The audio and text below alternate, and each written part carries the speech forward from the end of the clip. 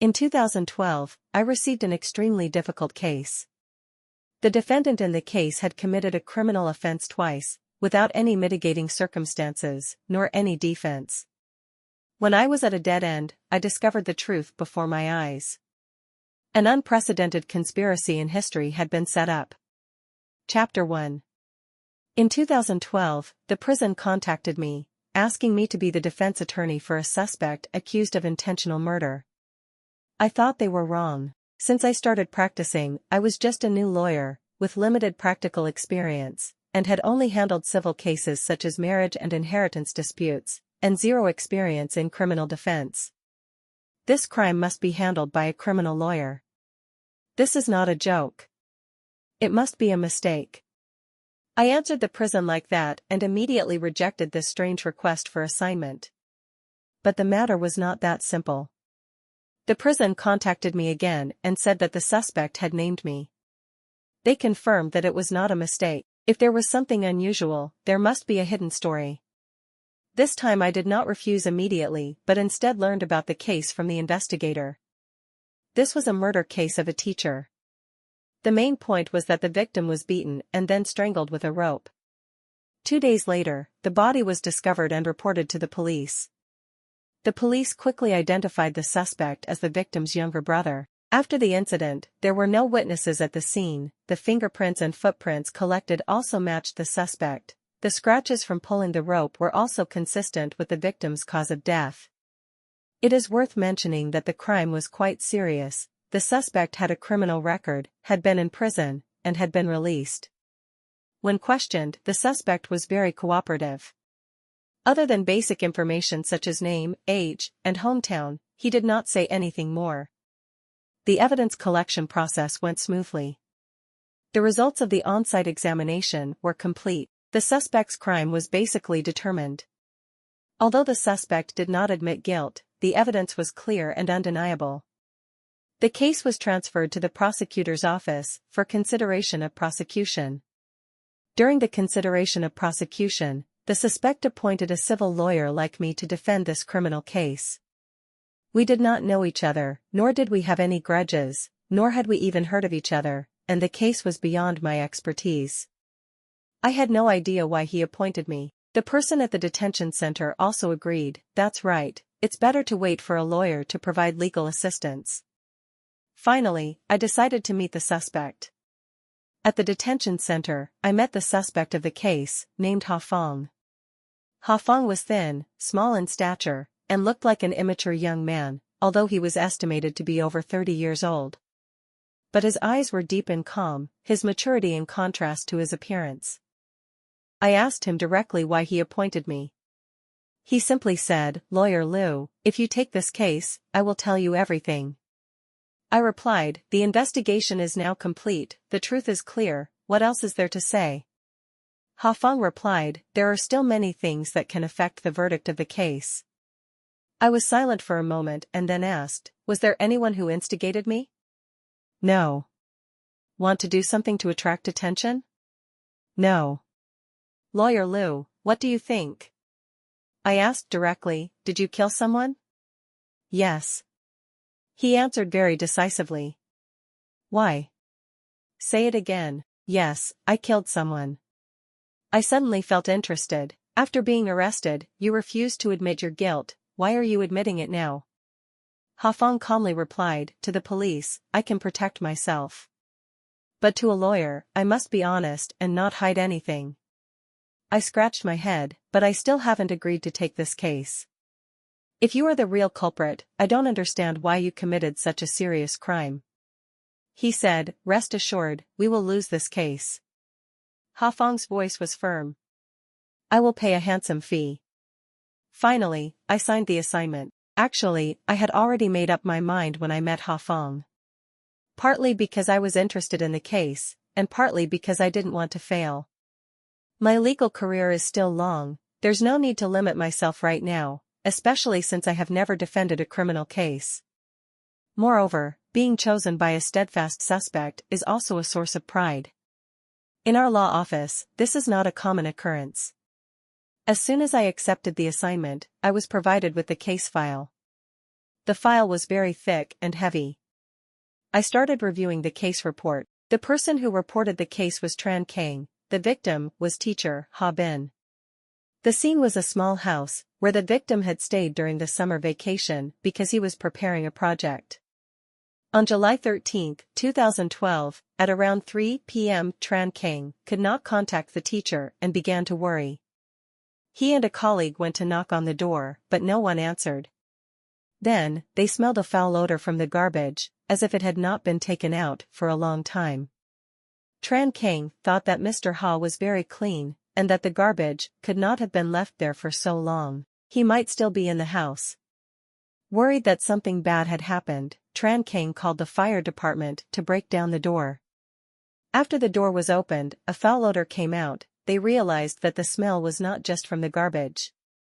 When they entered the bedroom, they found Ha Bin's body lying on his back. Due to the hot weather, the body had begun to decompose. Tran Kang was so scared that he sat down on the ground, then called the police. The police asked Tran Kang about his relationship with Ha Bin, and whether there had been any recent conflicts. Tran Kang said that Mr. Ha is a very good teacher, serious in his work, responsible and sometimes a bit stubborn. Although the teacher is sometimes quite conservative, it all comes from work. Up to now, there has never been any conflict between them. The police asked more about Ha Bin's recent mental state. Tran Kang said that he is completely normal. Recently he has been a bit anxious, possibly due to the pressure from the research project. The police asked more about Ha Bin's relatives. Tran Kang said that he has a father, a retired teacher, currently hospitalized due to illness. The police continued to ask if he has any other relatives. Tran Kang said that he does not have anyone. Then, he remembered and added that teacher Ha had a girlfriend. The two were preparing to get married but suddenly broke up. The police asked the reason for the breakup. Tran Kang said he did not know. From this record, Ha Bin's younger brother, Ha Fong, has been targeted. The victim's father and girlfriend also need to be further investigated. Next is information about the victim. The victim was Ha Bin, born in 1978, from Ton Chau District. In 1997, he was the top student in the province's natural science class. During his time studying at university, graduate school, and doctorate, his academic achievements were always excellent. After graduating with a doctorate, he returned to his old school to teach and even founded his own company. On July 11, 2012, he was murdered at the age of 34. Looking at Ha Bin's portrait, he had an elegant appearance, a scholarly demeanor, like an exemplary teacher. I looked closely and realized that this person was quite familiar. It turned out to be Mr. Ha Bin. Although they were in the same department, I only vaguely remembered him. Because of his good looks, he was the subject of gossip among many female students in the department. It was sad that a promising young teacher died so tragically. The crime scene investigation report showed that Ha Bin was brutally beaten. The body was lying on the floor, with many bruises on the body, a V-shaped wound on the forehead, and a purple and swollen face. There was a circular strangulation mark on the neck, indicating that the victim died from suffocation due to external force. There were traces of a struggle at the scene, and several broken beer bottles were scattered on the floor.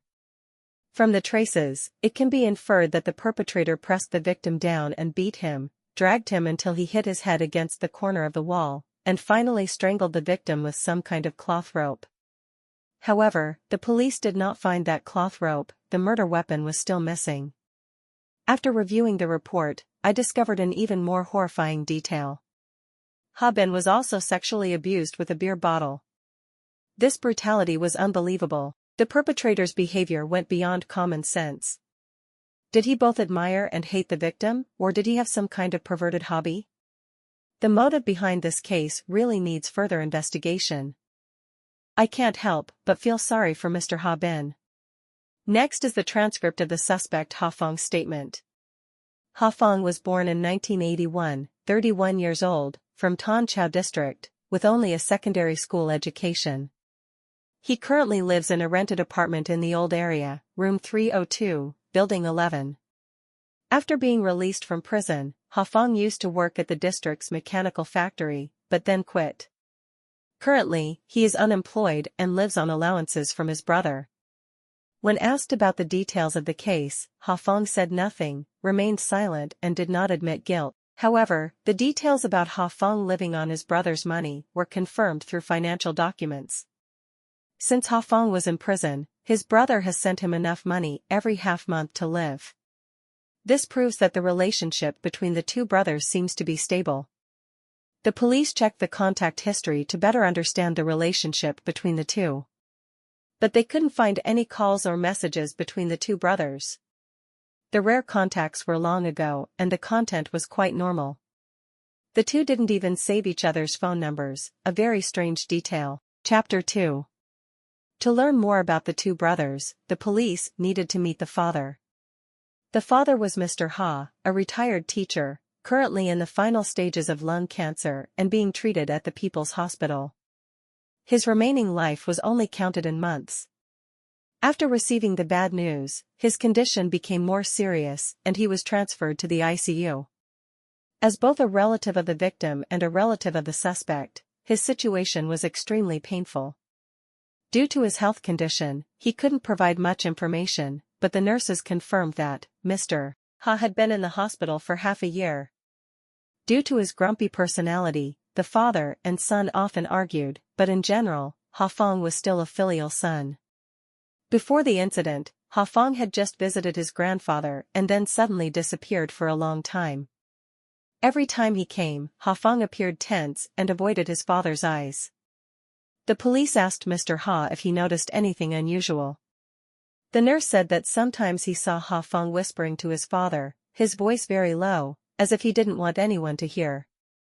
How much pressure was put on the sick old father. The nurse also mentioned that the two brothers Ha Ben and Ha Fong had never appeared together in front of the old man. Finally, the nurse said angrily, these two sons made the old man heartbroken to death. I've never seen them pay the hospital bill. They're really wolves. Hearing this, everything seemed to revolve around the issue of fighting over inheritance. Very familiar. If there is no will, the inheritance will be divided according to the law. The first-line heir has only 2 children, usually it will be divided in half. If a son fulfills his obligation to support his father, he has the right to inherit his share of the inheritance. If the son fails to fulfill his obligation, or falls into a particularly difficult situation and is unable to work, he can also be considered for inheritance. If Ha Fong is poor while his brother is well off, in order to receive more inheritance, he needs to have his father's will in his favor. If Ha Fong forces his father to make a will that is beneficial to him, even if there is a real will, it will be invalid. According to Article 22 of the Inheritance Law of the People's Republic of China, a will must reflect the free will of the testator. A will made under coercion or deception is invalid. If he kills his brother to become the sole heir because he cannot get a favorable will, that is too stupid. Because Article 7 of the Inheritance Law stipulates that if an heir kills other heirs for the purpose of seizing the inheritance, they will be deprived of their inheritance rights. Ha Fong did not admit his guilt nor confess, so the police could only speculate based on the evidence. Killing his brother over the inheritance, although a foolish act, was still a crime. This was later proven. The police found a piece of paper with the words, "will," in the old man's drawer. The paper only had a title, no content, and through forensic examination, it was found to have fingerprints of Ha Fong and the old man. The police asked the old man why Ha Fong had been visiting him frequently recently. The old man replied, he wanted me to leave all the inheritance to him. Because his father did not agree to make a will in his favor, Ha Fong killed his brother to become the sole heir. It was hard to sympathize with this cruelty. Even the judge shook his head in dismay. At this point, the case seemed clear. It turned out that Ha Fong acted mysterious, but in fact he was just an unfilial and ignorant person about the law.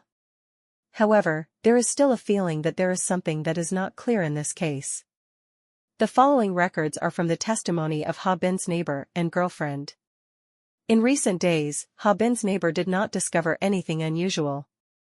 Only when they learned about the murder did they cooperate with the police investigation. The police asked the neighbor if he knew if Ha Bin had a younger brother.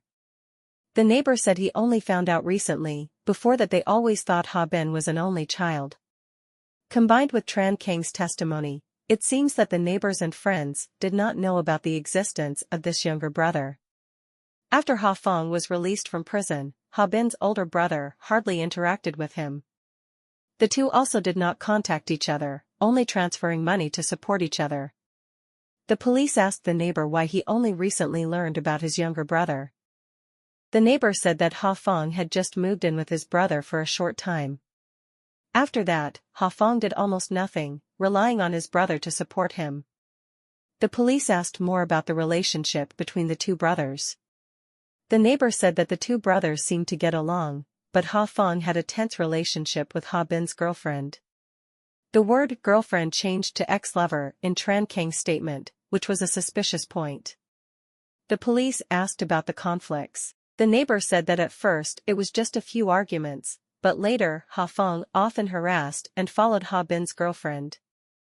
The incident was so serious that they had to report it to the police, but the matter was only resolved superficially. The painful struggle lasted for several months, and Ha Bin fell into a difficult situation. The relationship between the two brothers seemed good, but his girlfriend often had conflicts with Ha Fong, making the situation increasingly tense. After Ha Fong moved in with his brother for 2 minutes, the neighbor showed an unpleasant expression. The neighbor said that Ha Bin's younger brother looked like a thug, the type that depended on his brother, and definitely had problems. Hearing this, I felt a little bewildered. Although I had only met Ha Fong once, my first impression was that he was quite normal, polite, and not a hooligan like the neighbor said. Perhaps this was just an old lady's prejudice against unemployed people? To verify the neighbor's statement, the police turned to Ha Bin's girlfriend's statement. From there, they discovered more specific details. Ha Bin's girlfriend is named Chung Fai, a consultant. According to Chung Fai, falling in love with Ha Bin was not easy. Ha Bin does scientific research, has a lot of pressure at work, has just started his career, and has to take care of his seriously ill father, so his spirit is often tense and his emotions are unstable. Chung Fai has always been sympathetic and tolerant of him. The two of them have overcome difficulties together, planning to get married this year. But recently, that plan has been delayed because of Ha Fong's appearance.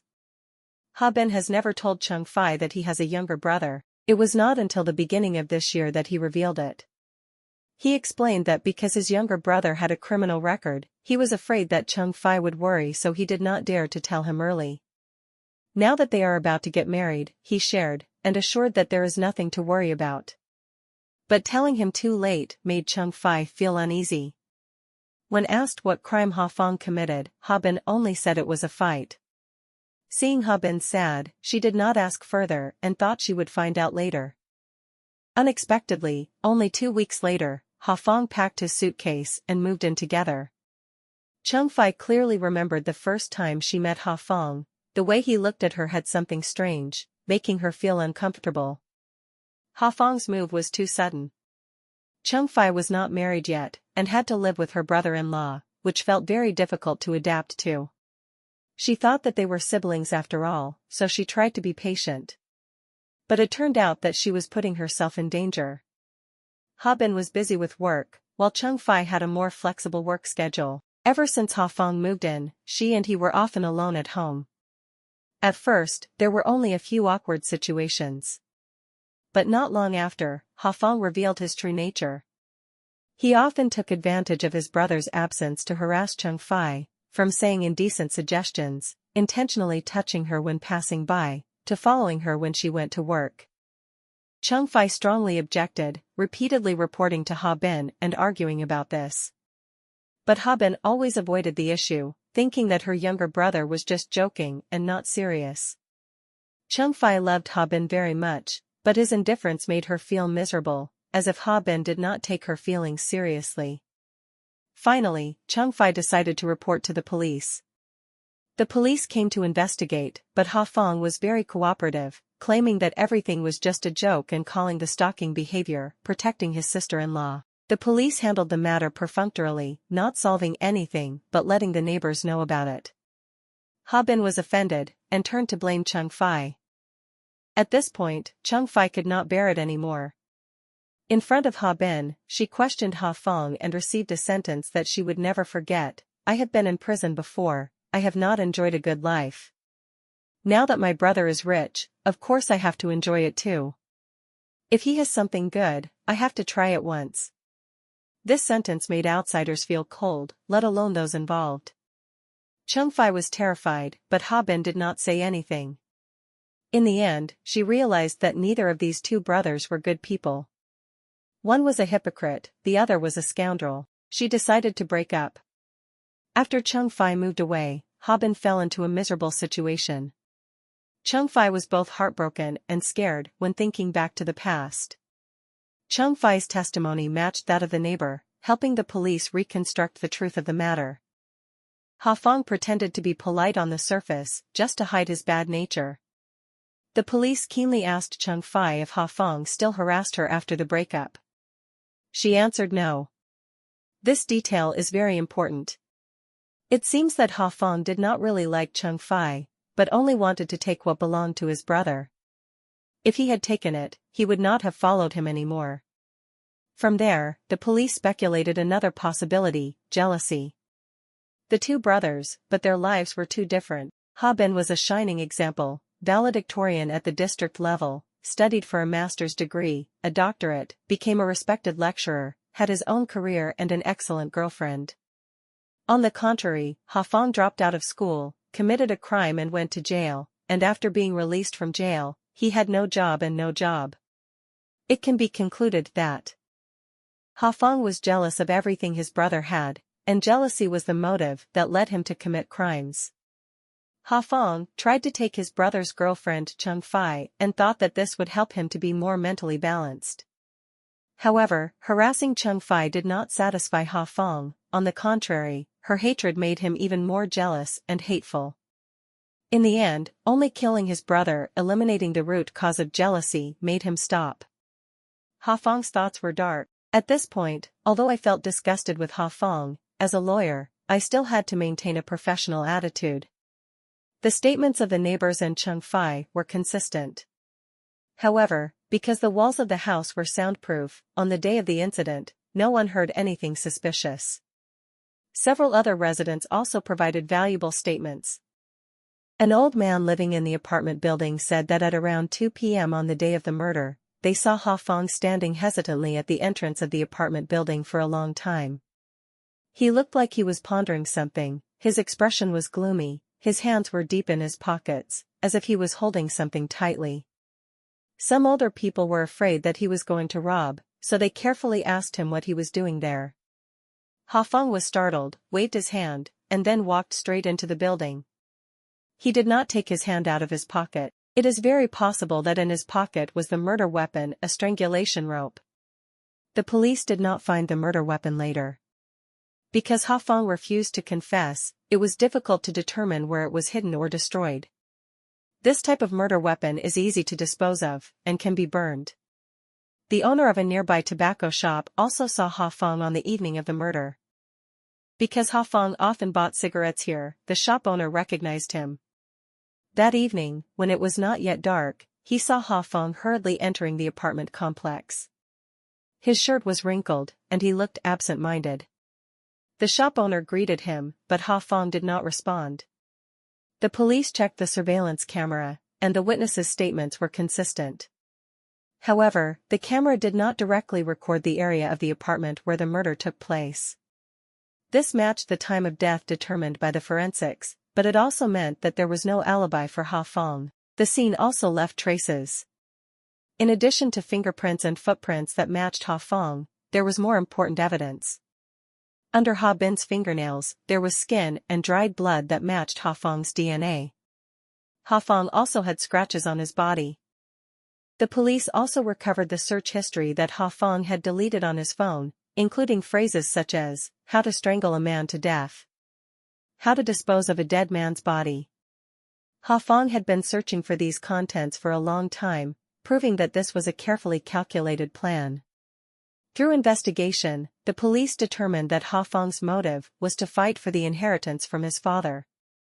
However, if it was only for the property, why did he have to torture, beat, and harass his brother's girlfriend. The police asked a criminal psychologist to analyze and conclude that Ha Fong's actions were the result of jealousy, resentment, and a desire for dominance. Ha Fong's criminal history also contributed to clarifying his psychology. Looking back at the old records, when he was a minor, Ha Fong was sentenced to prison. On July 15, 1997, in the forest on the outskirts of the district, Ha Fong, then 16 years old, raped and murdered a 19-year-old girl. After committing the crime, he buried the victim's body and turned himself in. In court, he stated, "Because I only have one older brother. My parents always only pay attention to him. I couldn't wait any longer, so I decided to do it." From the first case, Ha Fong's motive for committing the crime was related to his older brother. Ha Fong was always self-conscious and jealous, because Ha Bin was so excellent. Ha Bin was intelligent, had an open personality, and was handsome. On the contrary, Ha Fong studied poorly, had a quiet personality, and always had a frown on his face. Compared to his older brother, he became insignificant. Although both were children of the same parents, the difference was like heaven and earth. Ha Fong could not contain his jealousy. Everything was suppressed until Ha Fong met a girl named Fo Duangqi. Fo Duangqi was the same age as Ha Bin, had a lively personality, was beautiful, and had excellent academic performance. She was like a female version of Ha Bin. Ha Fong hated her even more when he saw his brother had everything that he didn't have. Ha Fong often hid in the dark, secretly watching Ha Bin and Fo Duangqi studying together, discussing math problems together. He thought, "Why does such a good girl only like my brother?" As for him, he would forever be mediocre and boring. Unable to get her by normal means, he chose extreme measures. Ha Fong didn't know if he really liked Fo Duangqi or just wanted to take her to get revenge on his brother. In short, all the jealousy, anger, and feelings of inferiority that had been suppressed for a long time, now erupted in the most cruel way. The girl had just finished her university entrance exam, and her bright future was buried in pain, forever stopping at the age of 19. Meanwhile, Ha Fong was not yet 16 years old. Because he committed murder and rape, he had to bear criminal responsibility. However, because he was a minor, he confessed, and had a good attitude in admitting his guilt, he was given leniency. In the end, Ha Fong was sentenced to 15 years in prison for intentional murder, intentional injury, and rape. In addition, he had to pay civil compensation of more than 20,000 yuan. Because of his good behavior, his sentence was reduced many times, and he only served 10 years before being released. In the court, Ha Fong seemed to have let go of his burden, revealing all the resentment in his heart. He apologized to the victim's family, his parents, and his brother. He showed remorse. But did he really repent? Because he committed a more brutal crime again, and this time he refused to admit his guilt. What did the Juvenile Protection Act protect? Justice may be late, but it is a pity that the lateness came at the cost of 2 innocent lives. After finishing the file, I felt like my head was about to explode. Ha Fong's crime was too obvious, all the evidence had been placed on the table. The first time I saw him in prison, I suppressed my anger. "This case is very difficult to defend," I said bluntly. Ha Fong was stunned for a moment and then asked, "Why?" I noticed that his spirit was down, he was thin, his face was pale and ashen, no longer calm as when we first met. "Why are you in such a bad spirit?" I asked. "I can't sleep well," he replied. "The police didn't force any confessions, the interrogation was recorded. You were silent the whole time and they didn't do anything to you," I reminded him. "It has nothing to do with them, it's just that I can't bear it," Ha Fong said. "If I kill someone, how can I feel at ease?" A man who has killed 2 people would say this? I took a deep breath, calmed down, and explained the situation. "The evidence is complete: fingerprints, footprints, DNA, surveillance cameras, witness statements, and search history. All point to you as the murderer. The crime is clear." Ha Fong nodded, not objecting. "Why don't you plead guilty?" I asked. "Wait until you go to court." "Will you plead guilty before going to court?" No, I won't plead guilty even if I go to court. I was indignant, but I still had to remain professional. I explained, your case is extremely serious. Your charges include murder, intentional infliction of bodily harm, and rape. The charges are identical to your previous offense. The court will not consider you capable of reform. Ha Feng quietly did not object. I have no more excuses for him. A repeat offender, unrepentant, and filled with extreme jealousy and hatred. Killing his own brother and even desecrating his brother's body, this is a serious violation of morality. With just these 2 points, no matter how well he confesses and repents, he cannot be given a light sentence. Second, if the victim was at fault, leading to the impulsive action, there may still be a chance to defend himself. But the victim is a person of good judgment, although sometimes hot-tempered, there has never been a major conflict. His brother has always fulfilled his responsibilities, and has always provided for his living expenses since he was imprisoned. Therefore, this cannot be considered an impulsive action. He searched for a way to kill and dispose of the body. This proves that this was a deliberate act of murder. It cannot be given a light sentence. Third, you did not confess honestly, and had a poor attitude towards admitting guilt. Therefore, there is no reason for the court to reduce the sentence. If you have a mental disorder that affects your ability to perceive or control your behavior, can you do a forensic psychiatric examination? He Feng said coldly, no need for examination, I am very sane. I thought so too. If it were someone else, they would have started pretending to be crazy a long time ago. It was hard to understand. After a moment of consideration, I continued, with the current situation, there are almost no mitigating circumstances. If I continue to defend you, you will definitely be sentenced to death. Actually, I have never taken on a criminal case. I have only done civil litigation. This case is too complicated, you should find a more experienced criminal lawyer. I am telling the truth. After saying that, I felt relieved. He Feng was silent for a long time. Actually, there is still a glimmer of hope. If the victim's family can forgive him and compensate him for the damage, he might be able to get a reduced sentence. But this case is too special. Yesterday, when I was halfway through the case file, I went to the hospital to visit Ha Feng's father. He couldn't say anything, so I just left a few gifts and exchanged contact information with the nurse. Yesterday, the nurse called back and said that the old man's spirit was very bad, and he seemed to have lost consciousness. He kept cursing, "You beast! You cruel bastard," and crying. The prosecutor in charge of the case said that while they were discussing the details of the case, the old man interrupted and said, "Just sentence him to death." Even his own father disowned his own child. Forgiveness was no longer an option. My father is seriously ill and near death, what do I care about compensation? What compensation would a man who killed his brother over property have? I tried my best. Think about it and answer me. Let's stop here today. After speaking, I stood up and prepared to leave. Lawyer Luke, wait a minute, Ha Feng called, I have a question. I paused. What question?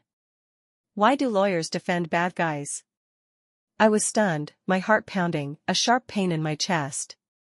Seeing that I did not answer, Ha Feng continued, if you forget the answer, let me remind you. To ensure a fair trial, before being officially convicted, criminals are still just suspects. The law should consider them innocent.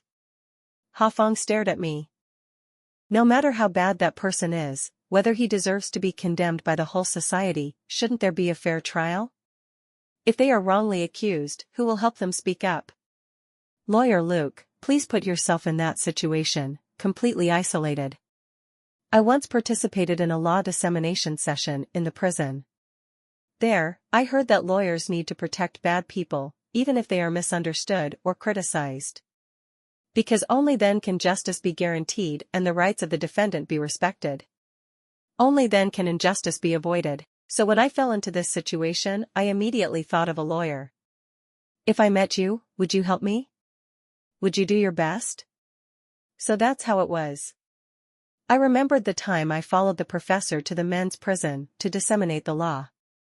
At that time I helped him teach. It turned out that Ha Fong had heard the part about expanding knowledge that I mentioned at that time. While I was speaking enthusiastically, the professor interrupted me. Then he said that in prison, it is necessary to teach things that are authoritative and educational, and not to speak too broadly.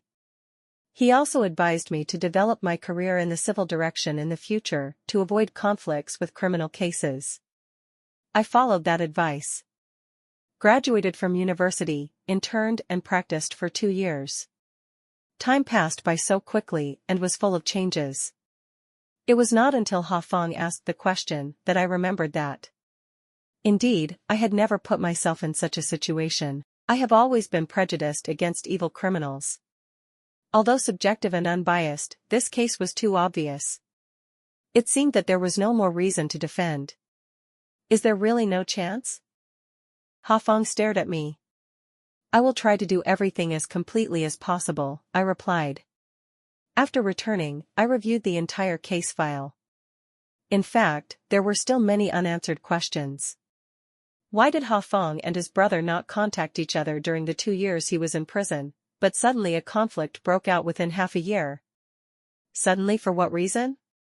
Why did the motive for killing his brother over property sound so naive, but Ha Fong's behavior in the detention center seemed like someone who understood the law? The police had built a framework for the case, but if we dug deeper, there were still many suspicious points.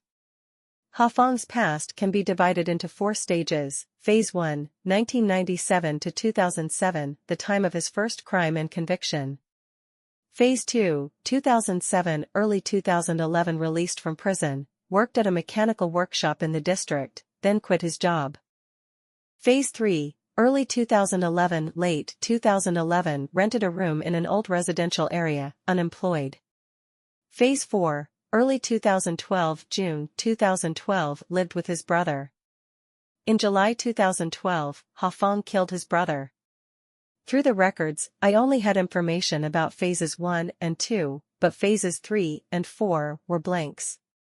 The police only collected statements from Ha Bin's friends, neighbors, and girlfriend, but these statements were all external assessments. Perhaps the police thought the chain of evidence was complete enough, no need to find more.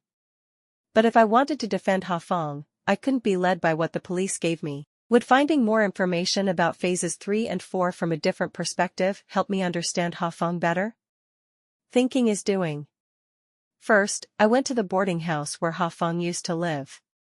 From there, I found the most important witness of the case, Ms. Van Hamon. Mrs. Van lives in room 301.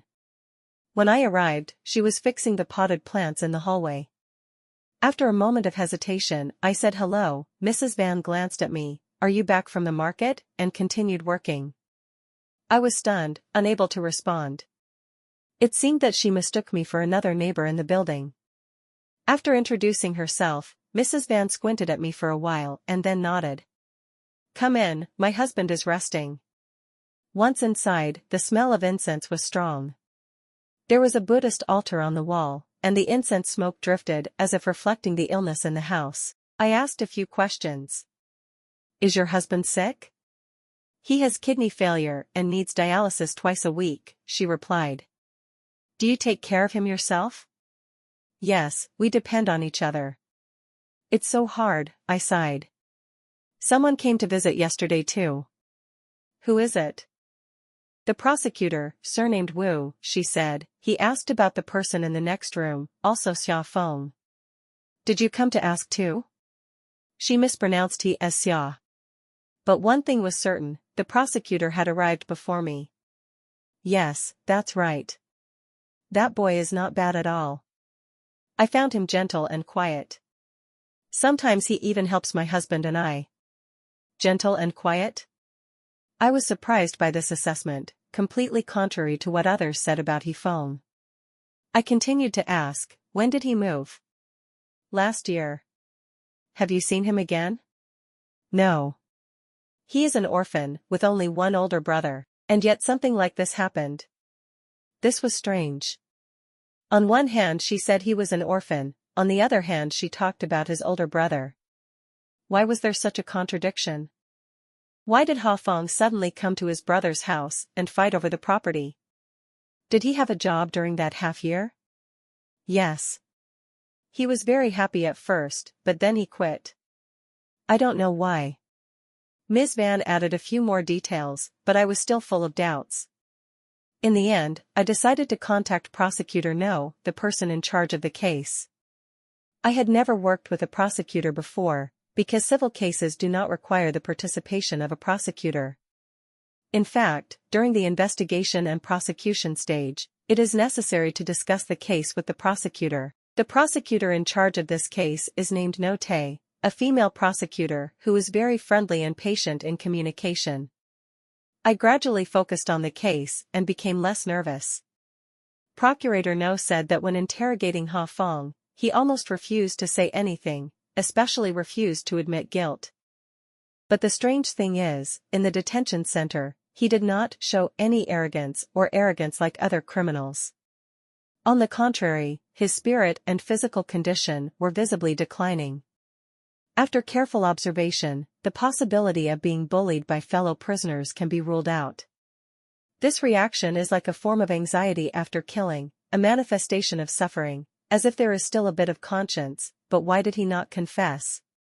Although he was in a bad spirit, when he was interrogated, he was very comfortable, as if he no longer cared about anything. Whether he was convicted or not was irrelevant, it was completely impossible to grasp his true thoughts.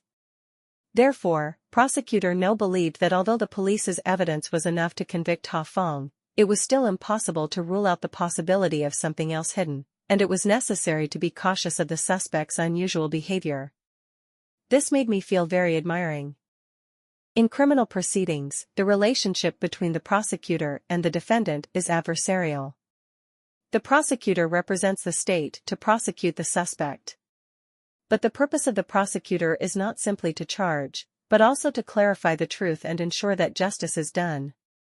Prosecutor No not only looks at the surface of the case, but also considers other aspects, so she does not completely reject Ha Fong. As a defense attorney, my purpose is not only to find a way to reduce or exempt the crime, but also to find the truth and ensure that justice is done. Never forget the original purpose. Back to the case. Prosecutor No and two assistants supplemented the investigation themselves. They went to the hospital to visit Ha Fong's father, but just like in the detention center, his mood was unstable, he was uncooperative, and did not provide any more information than the initial statement given by the police. They also met some witnesses who knew Ha Fong. In addition to Ms. Van Hamon, there were also some workers at the district mechanical workshop. After the discussion, Prosecutor No collected some additional statements. Ms. Van Hamon's statement was quite consistent with what was known. Through that, it was also understood that, in the previous investigation phase, the police had come to the boarding house several times but could not meet Ms. Van because she was taking her husband for dialysis. Therefore, the police ignored her statement and only focused on Ha Fong as the main suspect. Finally, the missing evidence was added to the file. In addition, some other statements were also relatively positive about Ha Fong. A landlord said, "This boy is introverted, very polite, the boarding house is always clean. He has never been late on rent, so I only collect rent once every 6 months. I know he is an orphan, so I feel sorry for him and reduce the rent." At the mechanical workshop, several former colleagues of Ha Fong said, one person said, "He is quiet, doesn't like to socialize, but works very steadily. However, he doesn't seem to care about anything. When someone needs help, he is willing to help." Another person commented, "We have to work to support our family, but he has no one to take care of him, so he just lives from day to day." Someone added, "Once, when we were in the same dormitory, a roommate stole things several times. But when he was discovered, he explained that he needed money to treat his child's illness. Ha Fong did not pursue the matter." No one knows the reason why Ha Fong quit his job. It is only known that one morning, he packed up his belongings and disappeared. These statements have one thing in common, they all evaluate Ha Fong as an introvert, honest, and not greedy for money. They all know that Ha Fong is an orphan and has no family. At the mechanical workshop, several former colleagues of Ha Fong said, one person said, "He is quiet, doesn't like to socialize, but works very steadily." However, he doesn't seem to care about anything. When someone needs help, he is willing to help. Another person commented, "We have to work to support our family, but he has no one to take care of him, so he just lives from day to day." Someone added, "Once, when we were in the same dormitory, a roommate stole things several times. But when he was discovered, he explained that he needed money to treat his child's illness." Ha Feng did not pursue the matter. No one knows the reason why Ha Feng quit his job. It is only known that one morning, he packed up his belongings and disappeared.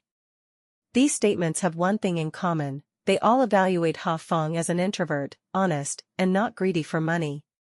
They all know that Ha Feng is an orphan and has no family. But other acquaintances thought that Ha Feng was greedy, selfish, and unfilial. The two images of Ha Feng seemed to be completely opposite, as if he had two personalities. If it wasn't an act, then Ha Feng must have suffered some kind of mental shock. He had reached the end of his rope. When he was about to apply to see Ha Feng again, the detention center reported bad news. Ha Feng's health had seriously deteriorated due to the great mental pressure. He was being treated and could not be seen for the time being. The doctor diagnosed him with post-traumatic stress disorder. Murderers often suffer from this condition. They constantly replay the scene of murder in their heads, haunted by guilt, anxiety, and fear, to the point of not being able to sleep. The last time we met, Ha Feng's mental state was already very bad. Could a repeat offender like Ha Feng be a normal person? It was still unknown how long the treatment would last. Prosecutor No and I were both anxious. During the waiting period, we went to the hospital to visit Ha Feng's father twice. But this time, to find out the truth, I couldn't help but try. Although he was very weak, he was still persistent. The doctor said that the old man's health was not good, and his mood was especially agitated. Although he had overcome danger several times, the situation had only stabilized a little in the past 2 days. I asked, "Can we talk more?" The doctor replied, "Just try." So I went to the People's Hospital again. This time, Ha's father was taken out of the ICU room, his face even darker than before. He looked like someone who had experienced near death twice, truly emaciated. The scene was hard to forget. "Uncle Ha, I've been here a few times before, but I haven't had a chance to talk. Today I want to talk a little about this case, okay?" After saying that, I timidly asked, "Does this make you agitated?" Father Ha didn't show any special expression, just said, "Speak." I presented all the evidence the police provided, the developments of the incident, the difficulties in the defense. Everything was explained in detail to Father Ha. At that time, the old man's breathing became a bit more rapid. I patiently waited for him to calm down before continuing, and finally finished presenting, fortunately without any incident. "Uncle Ha, I understand your pain," I gently advised. "Honestly, I used to think that Ha was an inhuman person, not worth defending. But then we discovered some evidence, all of which evaluated Ha quite positively. Ha's attitude before and after the incident was very different. There must be something hidden." Ha's father said nothing.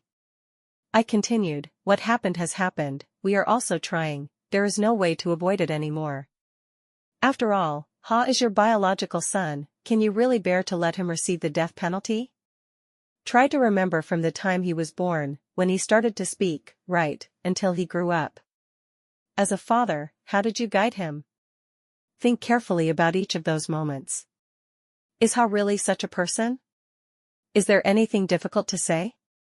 Although his words were very tactful, Ha's father must have understood the hidden criticism in them. If there is no secret that is difficult to say, a person who is normal in both genes and psychology, but commits a crime, it cannot be unrelated to family education. Ha's father's determination to play the role of righteousness to kill relatives really comes from the bottom of his heart. Or does he feel that he has not fulfilled his responsibility as a father? Father Ha pressed his lips tightly together, remaining silent. After a while, I tried to ask, "Uncle Ha, can you talk about the story of the 2 Ha brothers?" Father Ha remained silent, but the tension on his face began to crack. His lips trembled, as if he wanted to say something, but couldn't. I waited patiently, but in the end I only saw his tears silently falling. I quickly took a tissue to wipe them away, comforting him, "Don't be sad, uncle, we just want to help." I thought I had finally opened his heart. But Father Ha closed his eyes tightly, then asked, "When will you prosecute, huh? When will you prosecute, when will you go to court?" He opened his eyes, his gaze empty, then said decisively, "In a matter like this, the death penalty is also appropriate." I was speechless.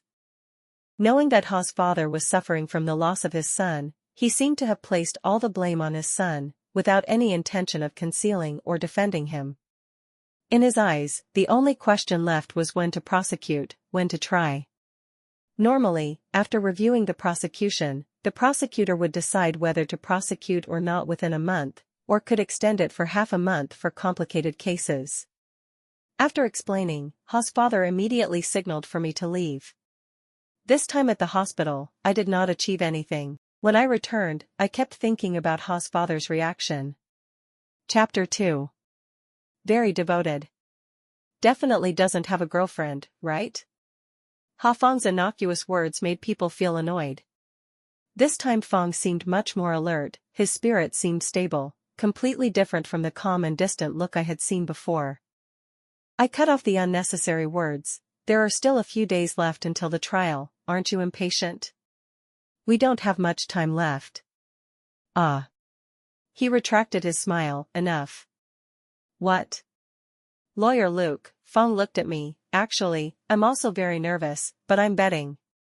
Betting that my father can live a little longer, betting that there's still time." I frowned. "What are you talking about? What does that have to do with it?" "Let me explain. I really wanted to see a lawyer before, because I needed some evidence. That evidence is beneficial, and can be incorporated into the case from many angles, right? But let me be blunt, in the current situation, we have to talk to my father. Only if my father agrees, can we really help." I felt helpless. "Are you hoping to get forgiveness from your father?" Feng just smiled and did not answer. "Are you serious?" I could not believe what I heard. Actually, Feng had contacted his father through the detention center before, but he did not respond at all. This relationship was definitely severed. I asked, "So what are you going to do now?" "Just go to the hospital again and convey a message on my behalf." Feng said, "When that time comes, make sure there are only 2 people in the room, you and my father, just like now there are only 2 of us. When you finish speaking, let my father relax, then call a nurse or someone to testify. Is that clear?" "Yes." Suddenly I felt a little nervous. "What message?" "The truth." Feng replied, "Tell him the whole truth. It doesn't matter whether it is conveyed clearly or not, as long as he knows the truth." "Okay, then tell him." Feng began to tell, "Lawyer Luke, today I will tell you everything about the past. Please believe that what I am about to say is the truth, without any embellishment or concealment. Since I was born, I have lived under the shadow of my brother. He is better than me in every way. Actually, I am not stupid, just an ordinary person. But because my brother is so outstanding, I am always compared and become obscure. My parents are very strict in educating their children, especially my father. He is a famous teacher in the district, respected by everyone. A person who can teach others to be talented, of course, does not allow his children to fall behind. My brother is very smart, with just a little guidance he can excel and quickly stand out. Therefore, my parents have high expectations for him. As for me, although I tried very hard, my academic results were only average. In my parents' eyes, because I was compared to my brother, my efforts became meaningless. I used to really want to receive recognition from my parents, trying to catch up with my brother, improving my performance, just to please them.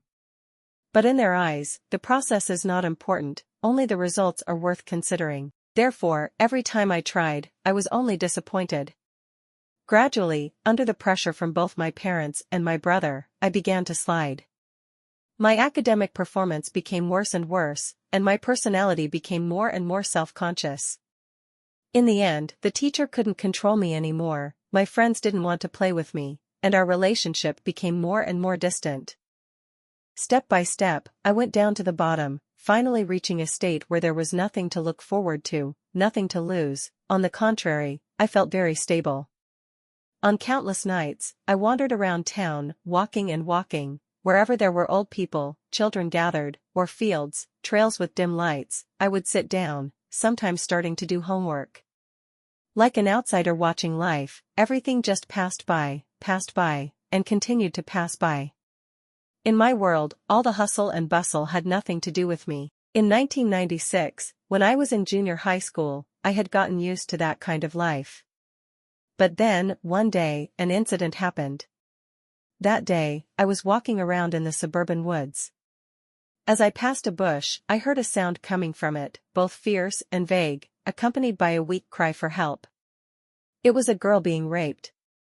I stood there, intending to ignore it and move on. But the girl saw me. As if grasping a life-saving straw, she screamed, "Save me! Please save me!" I hesitated, then continued to walk forward. But the girl's cry was too painful, she kept screaming for help. I struggled for a few seconds, finally deciding, since she had called me, then I could not help but intervene. I turned around, rushed into the bushes, and fought with that man. It was a middle-aged drunkard. Although he had some strength, he was eventually defeated by me, had to curse and leave. Only the girl was left sitting huddled, covering her face and sobbing. Her clothes were torn, looking very miserable, but fortunately she was not seriously injured. I sat silently watching her cry for a long time, then helped her up. Because her clothes were torn, I took off my shirt for her to wear, then took her home. But the girl saw me. As if grasping a life-saving straw, she screamed, "Save me!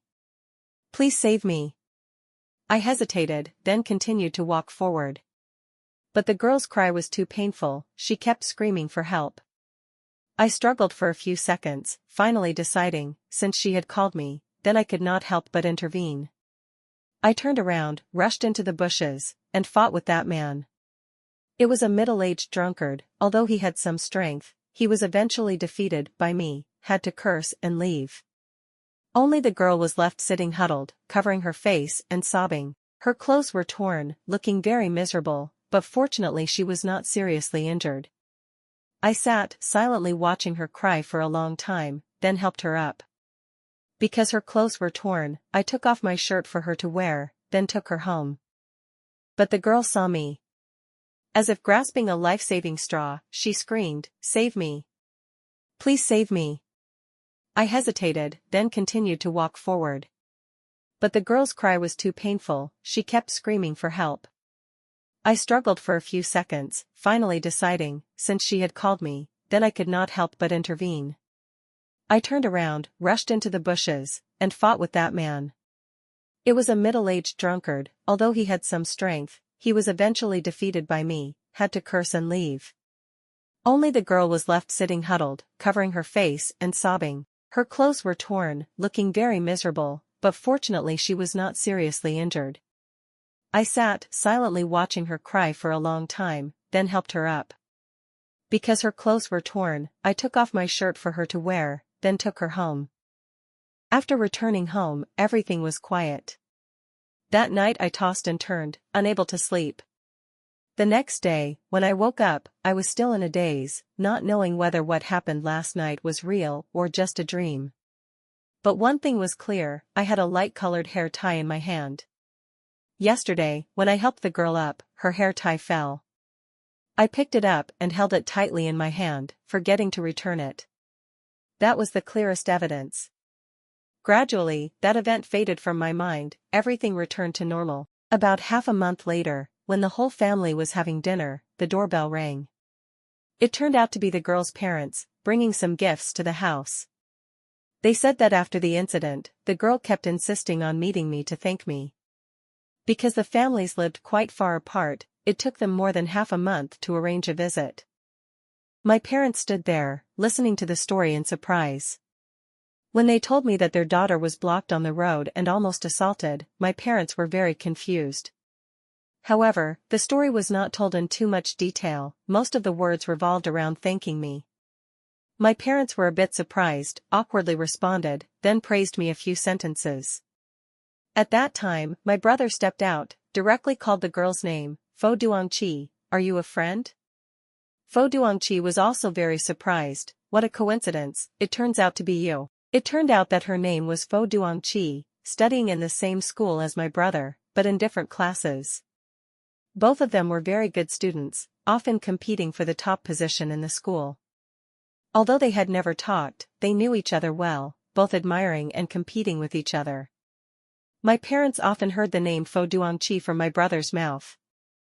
Now that they knew that the girl they saved was her, my parents were even more surprised. They quickly invited the family to sit down and made tea to welcome them. The two of them quickly chatted animatedly.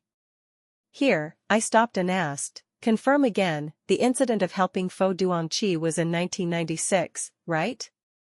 Is it related to this case?" "Yes." "So was the incident reported to the police? Did they receive a reward for their bravery?" "No, because she and her family did not report it to the police. They were afraid that if they made a fuss, the bad guys would take revenge, and they also did not want the incident to spread. Whether it's my parents or the people around me, they all feel that such a thing is not worth mentioning." "Yeah, that's right." I nodded. After a while of silence, there was no further response. "Continue telling." I broke the silence. They talked about their academic performance, teaching methods, and teachers in the school, and finally mentioned the dangers in the suburbs. There were a few single-family homes in that area. One of them had an elderly man with an abnormal mentality, who often got drunk and wandered around. This was really a danger. After the incident, both sets of parents decided to let my brother and Fu Yangji go to school together. That way, he could protect her on the way home. That was the starting point for them to really get to know each other. After that fateful meeting, my brother and Fu Yangji seemed to be inseparable. Their classes didn't end at the same time, so whoever finished school first would wait for the other in front of the school gate and go home together. This kind of signal was so clear that it was unmistakable, and in no time, they became the ideal couple in everyone's eyes. The image of the older brother and Fo Duangqi were both excellent students who were always at the top of their class, with cheerful and sociable personalities. The two of them were very compatible, to the point that the teachers turned a blind eye and let them be free. My parents were really pleased. On weekends, my parents would ask the older brother to invite Fo Duangqi to their house, discuss their lessons, study in groups, and stay for dinner. That only happened a few times. Fo Duangqi felt that the food I cooked at home was delicious, and even praised it a few times. But after that, the pressure of studying increased, so things gradually became less frequent. The college entrance exam was approaching, studying became the top priority, so they never officially acknowledged the relationship. I was their witness. Sometimes when they were walking home from school, I happened to see them on the street while I was wandering. I would hide and observe. Both of them were very reserved, even when walking close to each other, they kept their distance, there was no touching at all. Both were well-educated people, really a perfect match. Lawyer Luke, if you ask me how I feel about Fo Duangqi, I have no way to answer. I understand my position more clearly, so I never dared to ask for anything. After she came to thank me, we considered that we no longer owed each other anything. I was just a bridge, helping her and my brother meet each other. From then on, she was always by my brother's side, and I had nothing to do with it. Anyway, that's all. I didn't expect things to gradually go in an irreversible direction. After the high school entrance exam, everyone became increasingly busy due to the pressure of studying. In July 1997, a series of special events occurred, causing everything to change completely. On the first day of the university entrance exam, my brother took the exam very smoothly. After finishing the test, he said that he was confident that he could get into a top university. My parents were extremely happy, but because of their calm personalities, they decided to wait until they finished filling out their application and received the admission notice before celebrating. At that time, my mother had already started planning a party for my brother. My father was busy with his final class, because he was also a ninth-grade teacher. As for me, I was also in middle school, but I didn't feel any pressure. I still lived a carefree life, just like always. The elder brother and Fu Yangji were in grade 12, and the pressure was great, but the exams were over, so they returned with a sigh of relief. On July 15, 1997, the evening of the teacher's thank you party took place. That afternoon, the elder brother and a few classmates gathered at the restaurant to prepare. By midnight, they still hadn't returned. When he got home at 12:30 a.m., he was covered in dust, his face was pale, he held his head in his hands, sat on the ground and cried non-stop. He just kept repeating, "What should I do, Dad, Mom, what should I do? I killed someone." My parents were stunned, unable to believe it, but my father was the one who reacted the fastest. He immediately closed the door, pulled the curtains, and asked what happened. My parents stayed up all night, asking him the reason. Sobbing, he began to recount. He Ping couldn't express himself clearly, only stuttering about what had happened. After the party, Fu Yangji stayed to help clean up. When he returned, He Ping tried to pull her back, but she refused. Things got messy from there. He Ping admitted that he couldn't control his emotions and said things that hurt her. Fu Yangji was very calm and explained that she only saw him as a friend, but had no more feelings. Her refusals were like pouring cold water on him. He Ping couldn't accept the truth and became agitated. Fu Yangji left with a cold gaze, and from then on, their relationship changed forever. It seemed like there was a layer of ice blocking He Ping's face. He didn't show anything on the outside. But in the end, that layer of ice was broken. The whole world suddenly became clear. Ha Bin suddenly pulled Fo Duangqi. Despite her terrified screams, he dragged her into the forest. Holding her tightly in his arms, he pressed her head against the dry tree trunk, continuously hitting her hard. Fo Duangqi screamed in pain, struggling non-stop. But Ha Bin became even angrier. He pulled her up, threw her hard on the ground, then pressed down on her, throwing punches. After a while, when he was exhausted, he stopped. Seeing Fu Yangji lying there, gasping and weak, a little pity arose in his heart. However, he bent down, kissed her cheek, and began to take off her clothes. Everything happened as if it were inevitable. Fu Yangji used her last bit of strength to struggle, curse, and beg. But He Ping didn't care. He stuffed cloth into her mouth so she couldn't scream, and then continued his actions. After finishing, He Ping apologized and begged for forgiveness, but she closed her eyes, not saying a word. Fearing that she would be discovered, he decided to finish her off. He took a rope, wrapped it around Fu Yangji's neck, and tightened it. After killing her, he planned to dig a hole to bury her body. But digging the ground was too difficult. It took him a long time just to dig a little. While searching for another tool to help him, he suddenly discovered another corpse nearby. At that moment, he seemed to wake up. How did I end up in this situation? A corpse in the middle of nowhere. Panicked to the point of not being able to think of anything else, he hurriedly returned home. As he recounted this part, He Ping collapsed again, his legs unable to support him.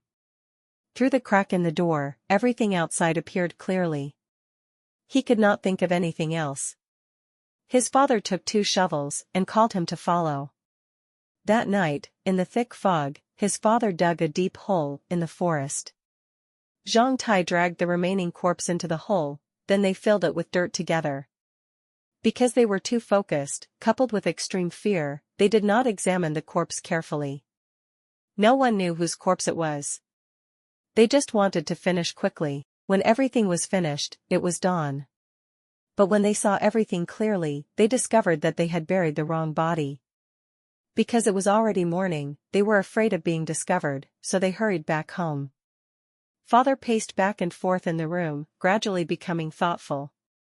Finally, he turned around, walked in one direction, and then called me out to talk privately. I had never seen my father's eyes filled with such anxiety. After briefly explaining the current situation, he asked, "Do you think your brother can pass the exam well?" I shook my head. He continued, "It can definitely be done. Your brother will definitely succeed, there is no doubt about it. Our family has placed all our hopes on him. Your parents have worked hard all their lives, and can only become teachers in this small county, ensuring that the children in the county have a decent life. But your brother is not like that. He will definitely go to the city, maybe to Beijing, or even abroad.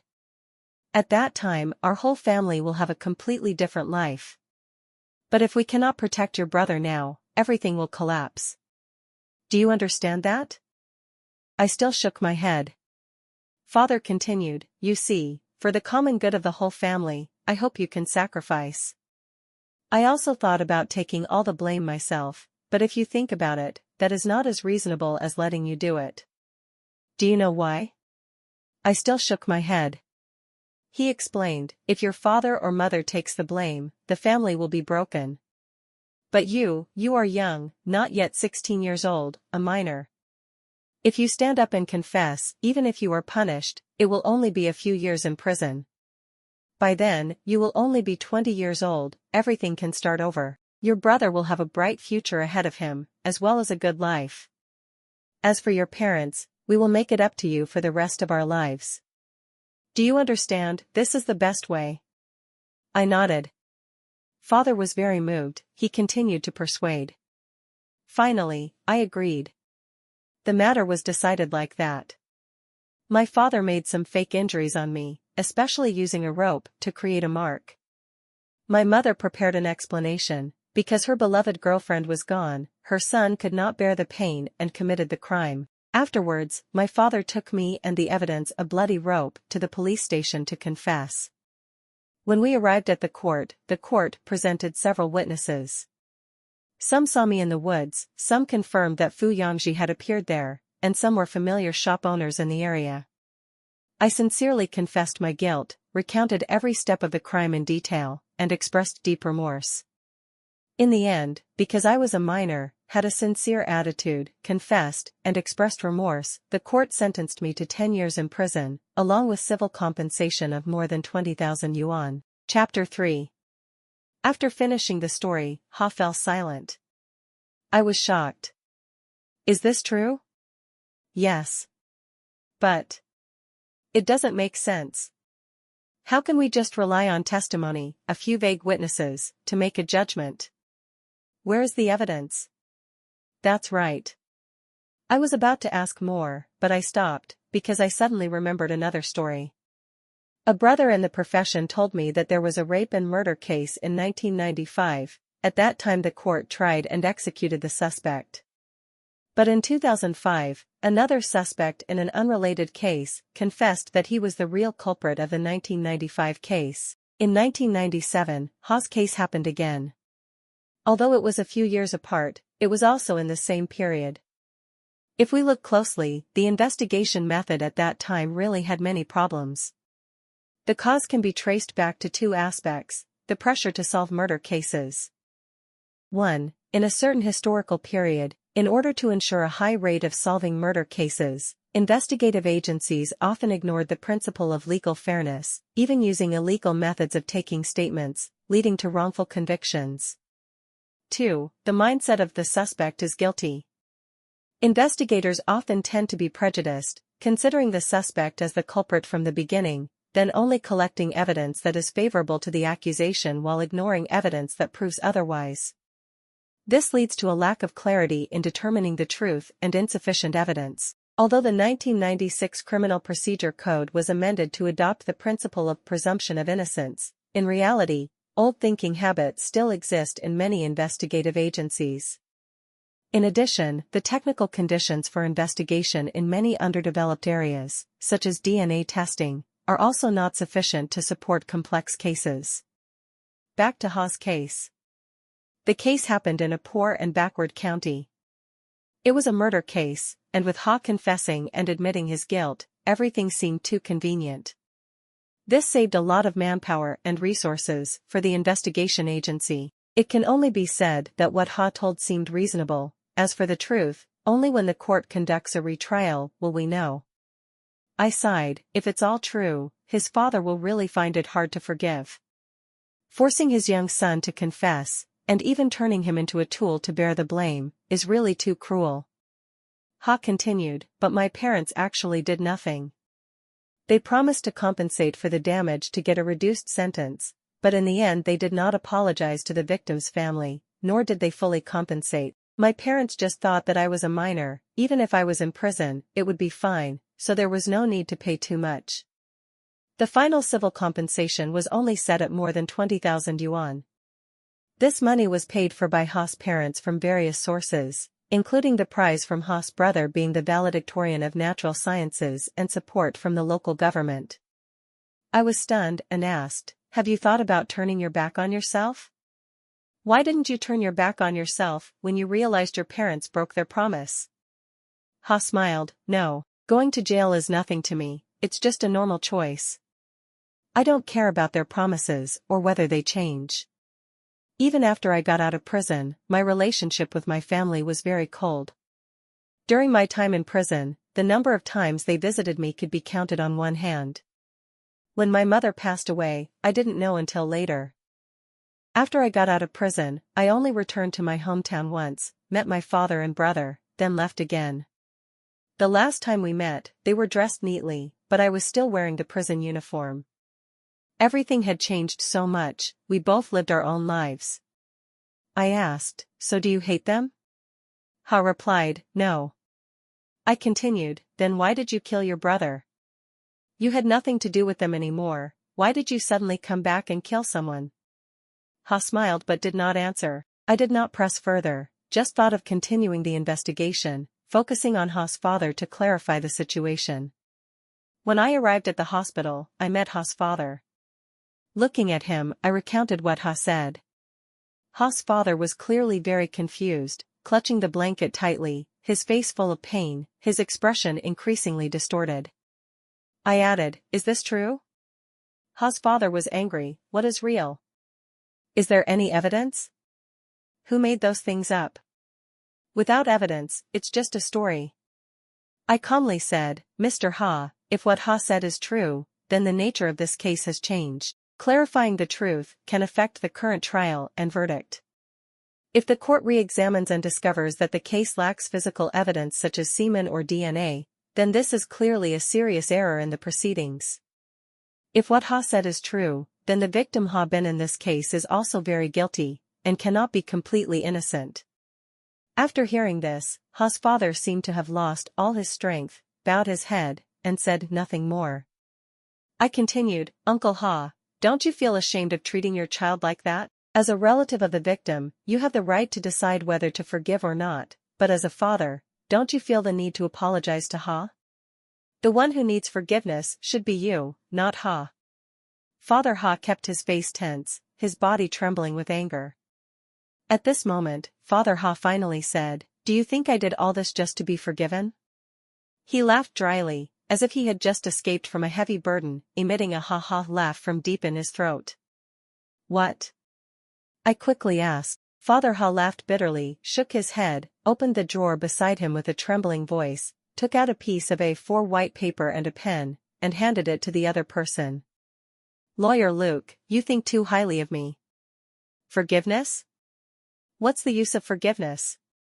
In fact, there is no forgiveness, and I am not qualified to be forgiven." Father Ha laughed and cried, tears rolling down his cheeks. "This son of mine is truly outstanding. He doesn't care about anything, but once he decides on something, he must achieve his goal no matter what." "What?" I took the paper in confusion. "Just call." "Who?" "Call the nurse or the doctor, anyone. Lawyer, you must understand. I don't have much time left, but what needs to be done must be done." The other person quickly realized what was happening. Forgiveness requires witnesses. But not only forgiveness. The will also needs to be witnessed. The nurse and the witness were called. The two witnesses, Father Ha began to read his will. The process was extremely difficult, he choked up many times, looking very miserable. It took a long time to finish reading and express all his thoughts. Finally, Father Ha, the lawyer, and the two witnesses signed the will. The will surprised everyone. The content of the will clearly stated, after his death, All the assets in his name would be transferred to the neighboring couple Van Hamon and Pho Kin Hoa. At the same time, he appointed lawyer Luke as the executor of the will and stipulated a fairly high fee, taken from the inheritance. The will was made in 3 copies. Ha's father kept 1 copy, the lawyer kept 1 copy, and the law firm where the lawyer worked kept 1 copy. Chapter 5. I asked Ha Fong, Van Hamon and Pho Kin Hoa, are they Pho Duongchi's parents? Yes, Ha replied. Then it's not a coincidence. Ha continued to tell what happened after he was released from prison. After he was released from prison, the last time he saw his father and brother, Ha no longer had any contact with them. From then on, Ha began to live a completely independent life. Ha worked at a mechanical workshop in the district. Every day, he still kept the same habit as before, walking around the district. The district had changed a lot, and living conditions were much better than before. The old acquaintances in the district had all left, and he recognized no one. One day, while walking to Fu Yangji's old house, Ha started chatting with the neighbors and accidentally learned that Fu Yangji's parents had moved away. After Fu Yangji's death, her parents suffered a huge shock. Her father, Fu Jinghua, was in increasingly poor health and was later diagnosed with kidney failure. For the convenience of treatment, they sold their old house and moved to Qingzhou. Hearing this news, Ha suddenly had the thought of knowing how they were living now. The following weekend, he took a bus to Qingzhou and looked for them in several kidney departments of hospitals in the area, but did not find anyone named Fu Jinghua. Finally, at a hospital, he found them when both had just finished their dialysis session. He waited for them and then quietly followed them home. They lived in an old residential area. The house was not big but quite tidy. Mrs. Van Hamon, Pho Duongchi's mother, planted many ornamental plants and flowers in the small yard. The pots of green plants, the sunlight shining on them, looked very bright and full of life. Ha stood from afar observing, feeling warm in his heart. The following weekend, he went to Tanqiao again. From then on, Ha discovered that following their lives brought him a sense of peace. The weekends, which were previously nothing special, now became something he looked forward to. He often came, watched them shop, take care of the plants, and quietly observed from afar. Gradually, Ha realized that Mrs. Van Hamon did not look well, perhaps because of her husband's illness that she was in a bad mood. One day, while she was trimming the bonsai in the front yard, Ha mustered up the courage to step out from his hiding place and complimented her on how beautifully she had planted the plants. She was very happy and started talking to him about how to take care of the plants. Sure enough, she did not recognize him. It was the first time she had spoken to him directly, and Ha felt nervous to the point of embarrassment. After chatting for a while, she introduced him to an empty room in the nearby apartment number 301 and said that it was a very suitable place to live. Ha hurriedly left, but could not stop thinking about the offer. In the end, he decided to rent room 301, quit his job at the mechanical workshop, and moved in to be Mrs. Van Hamon's neighbor. To avoid being recognized, he assumed the surname Ha and always introduced himself by that name. Mrs. Van Hamon often called him Tu Ha, without any suspicion. In 2011, after chatting with Ms. Wen Haining, he learned that Fu Jinghua needed a kidney transplant. Mrs. Wen said that they had been waiting in line for a kidney transplant for a long time, but even when their turn came, the cost of the kidney transplant was in the hundreds of thousands, which was beyond their means. Hearing this, he couldn't help but recall the past. In the past, it was his family that brought them suffering. His parents did not apologize, nor did they sincerely compensate. Their daughter died, and their family only received a civil compensation of only 20,000 yuan, while his family not only did not suffer a loss but was also praised because He Ping was the top student. What's more, the top student should have been Fu Yangji. But all they got was emptiness. Currently, his father and brother live a prosperous life, and his brother has assets worth millions. Meanwhile, Fu Yangji's parents lived in poverty, had to go for dialysis twice a week, and couldn't afford a kidney transplant. This world was unfair. They really didn't deserve to be treated like this. Ha had an idea. If his father didn't have much time left to live, could he write a will to leave all his assets to Fu Yangji's parents? But when Ha made this suggestion, his father flatly refused. He thought that Fu's family didn't deserve an apology. Fu Yangji was the one who seduced He Ping, disrupted his life, and led to the situation he was in today. Unable to convince his father, Ha started to make his own plans. He decided to use all his assets to compensate Fu's family.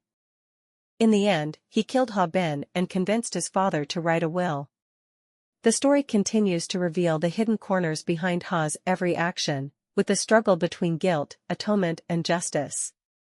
If the case goes to court, Ha will link the 1997 wrongful conviction to the current case. Ha will say that he was wronged in that case, was sent to prison, suffered a lot, and that is why he killed his brother. If this is revealed, the court may review the 1997 case. When the truth is revealed, Ha Bin's reputation will collapse, and Ha's father will not be able to save face. Their entire family's assets will be severely affected. But if Ha's father agrees to make a will according to Ha's wishes, there will be no need to mention the old case in court. Ha promised his father that. Chapter 6.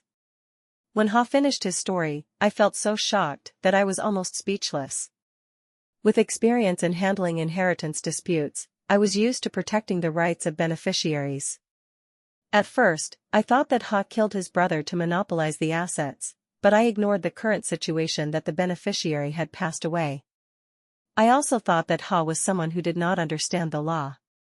But Ha was very smart, using a drastic approach to force his father to make a will, while ensuring that the assets were divided according to his plan. I asked Ha, when it comes to court, what do you plan to do?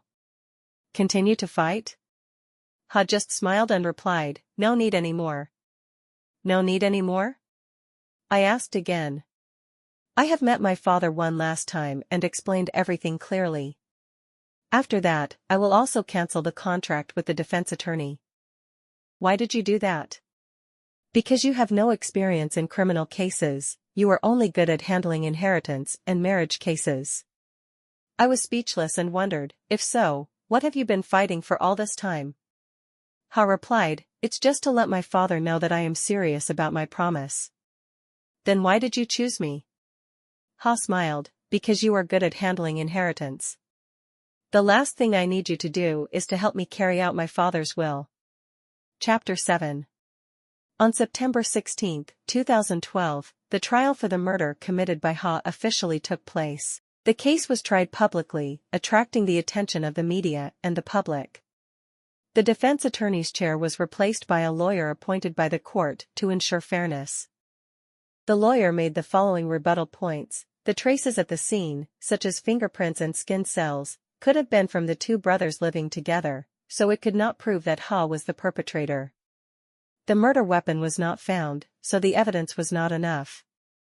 Many neighbors and friends commented well on Ha, showing that he was a person of good character, not consistent with the image of a criminal. The security camera only recorded the scene of Ha entering the apartment building, not proving that he was the perpetrator, because there were other people in the apartment building. The prosecutor argued in turn, the crime scene had unusual traces. Ha's fingerprints, skin cells, and footprints appeared densely in the victim's bedroom and on the bed. This was unreasonable, because Ha and his brother had not seen each other for a long time. The murder weapon is a soft, easily destroyed wire, so it is understandable that it was not found. The remaining evidence forms a logical chain, enough to prove the crime. The fact that Ha has a positive assessment from others cannot deny that he could have committed the crime. A complex contradiction. Ha initially left a good impression, but that does not mean he is actually a good person. Many prisoners who have just been released from prison carry some traces of reform, becoming more cautious in their behavior, and at the same time being vague about the future. This makes them appear harmless. But when the conditions are right, their true nature can be revealed. The prosecutor's conclusion: Ha is a dangerous recidivist. He was previously sentenced to prison for murder, and just after being released from prison, he continued to commit serious crimes. He has not repented and needs to be severely punished. Ha did not confess, nor did he honestly admit his guilt. He maintained an attitude of resistance and contempt for the investigation process, so no mitigating circumstances could be applied. Ha's killing of his own brother seriously violated ethical standards and had a great negative impact on society. The court considered all the circumstances and sentenced Ha to death. After the court announced the verdict, Ha was escorted out of the courtroom. He left, lonely and thin, like a child being punished, to stand in the corner of the classroom. No one stood by him, not even his biological parents. Ha's father still tried to hold out until Ha was executed. He later died of a serious illness. Conclusion: on November 22, 2012, the Supreme Court approved Ha's death sentence. On November 25, 2012, I went to the cemetery with Mrs. Van Han and her daughter. When I saw the grave, I noticed a small silk strip tied to a nearby tree branch.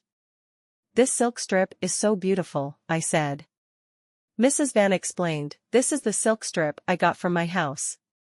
My daughter used to like it very much, so I brought it with me."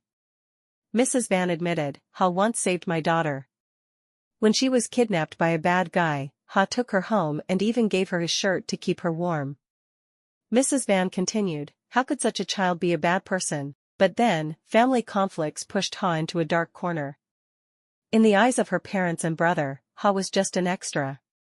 Mrs. Van continued, "After Ha moved away, everything was very peaceful. Life just went on like that. But then everything suddenly changed. When the person carrying the will appeared, we learned that Ha had her own plans. Actually, we had given up all disputes a long time ago. But perhaps, Ha still felt the need to do something to help my husband get treatment and leave some money for the family." I replied, "Maybe he wanted to help people have a better life. In the end, that money was used for the right purpose, wasn't it? He was treated, and the kidney transplant was also performed."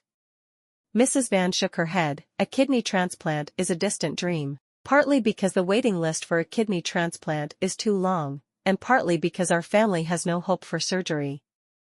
We are used to dialysis, and health insurance also covers most of the costs, so everything is stable. We have recorded all the expenses from that money. Later, if there is a chance, we will use it for charity." The weather had turned to autumn. The wind carried the rustling sound of leaves through the forest. After visiting the grave, we prepared to leave. On the way back, Mrs. Van suddenly took a shirt from her bag and gave it to me. "Help me return it to the original owner.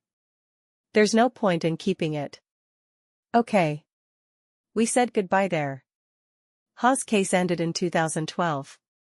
In 2013, the case was posted on the online judicial information system. But among millions of other cases, it was nothing special. It was just a small note in a huge sea of information, with no reason for people to pay attention. Only those who have experienced it directly can understand the real story behind it and find it special.